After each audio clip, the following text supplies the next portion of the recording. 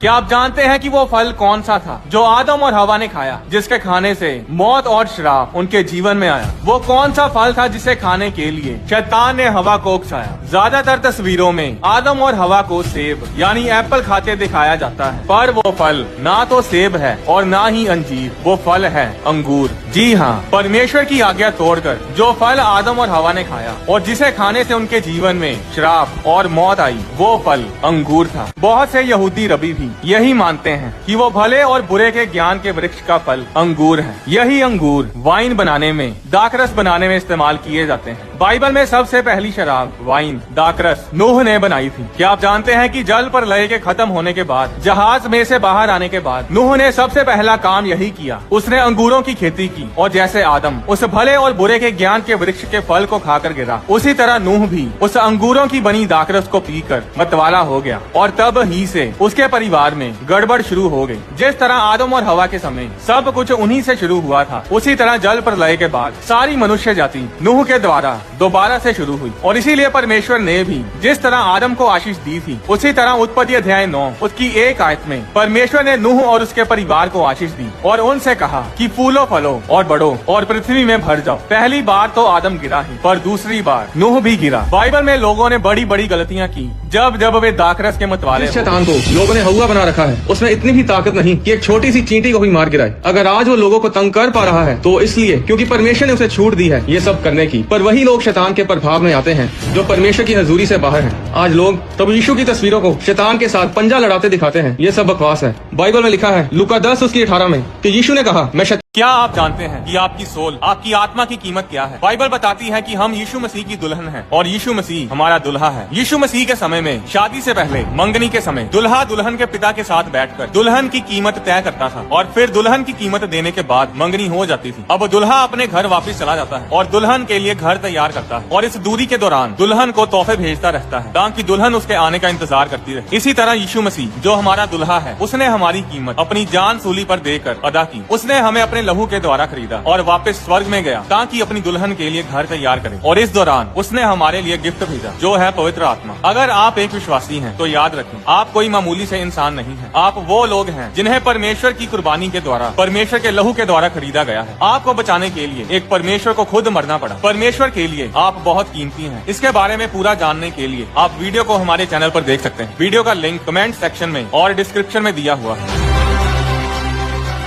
क्या आप जानते हैं कि जब भी हम सांस लेते हैं तो हमारा शरीर परमेश्वर का नाम बोलता है? क्या आपने कभी ध्यान दिया है कि आपके सांस की आवाज कैसी होती है? वो आवाज परमेश्वर के नाम के जैसी होती है। चाहे आप अपने मुंह से बोलें या नहीं, फिर भी आपका शरीर परमेश्वर का नाम बोलता है। हमारे शरीर को परमेश्वर ने ऐसा बनाया है कि जब भी हम सांस लेते हैं तो हमारा शरीर परमेश्वर का नाम बोलता है, अपने सृष्टिकर्ता का, अपने परमेश्वर का, अपने बनाने वाले का नाम बोलता है। यहोवा शब्द इब्रानी भाषा के याहवे शब्द से लिया गया है। याहवे वो नाम है जो परमेश्वर ने खुद मूसा को बताया था। जो रिकॉर्डिंग आप सुनने जा रहे हैं उसे बड़े ध्यान से सुनिएगा। जब हम सांस अंदर लेते हैं तो आवाज आती है या, और जब हम सांस बाहर छोड़ते हैं तो आवाज आती है वे। जो रिकॉर्डिंग आप सुनने जा रहे हैं ये एक इंसान के सांस लेने की ऑडियो है। अगर आपके पास ईयरफोन्स हैं तो ईयरफोन्स लगाकर सुने।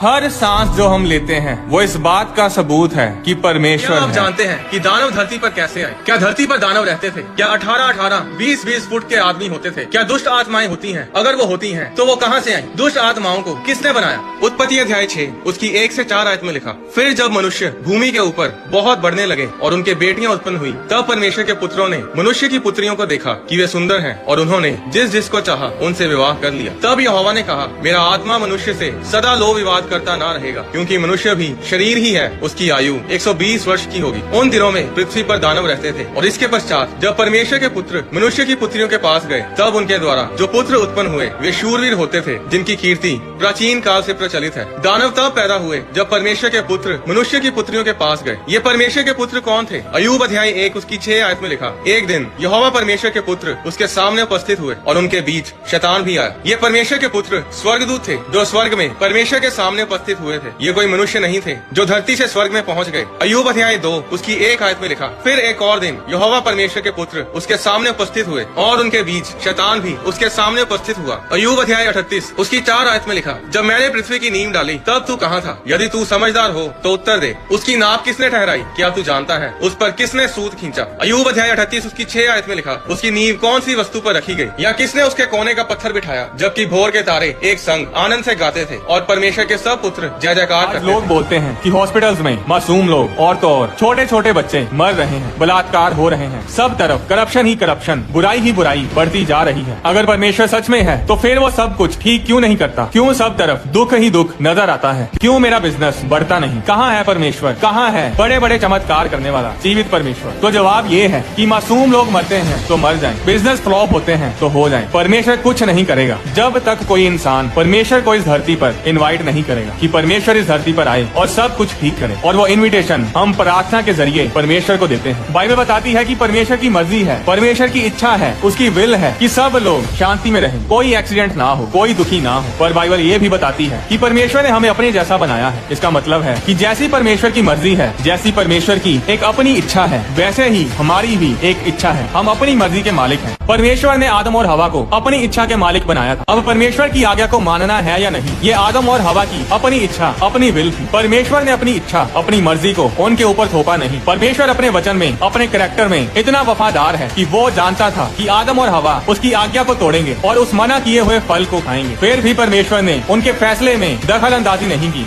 अब परमेश्वर ने अपने बेटे यीशु मसीह को सारी दुनिया के लिए कुर्बान तो किया, पर सारी दुनिया बचाई नहीं गई, क्योंकि ये लोगों का अपना फैसला है। वे लोग अपनी मर्जी के मालिक हैं। ये उनका अपना फैसला है कि यीशु मसीह के ऊपर विश्वास करना है या नहीं।